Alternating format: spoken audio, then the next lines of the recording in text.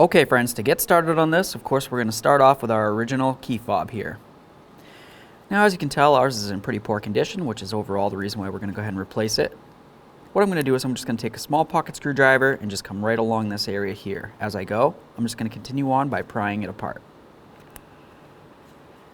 Now that I have the backing separated from it, let's go ahead and remove the chip area. I'm just going to lift right up along here and lift this up and out. At this point, we can set this stuff aside. Obviously right now is a perfect time to go ahead and replace the battery if you seem like you need one.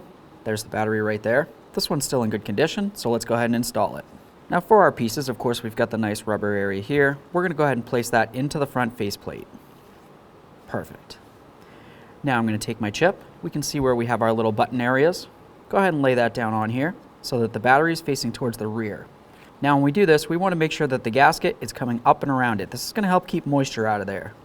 So I'm just going to go ahead and slide it in, and then I'm going to work my way around carefully, and I definitely don't want to break this circuit board. I'm just going to work my way right around, and at the same time I'm going to continue pushing down to try to push it in. Perfect. I felt it go right in. Now we can grab the rear cover. I'm just going to line it up and then give it a nice squeeze. There we are. Just make sure it's completely situated the whole way around. This is going to help prevent moisture from making its way in, and now you're clear to test it on your truck.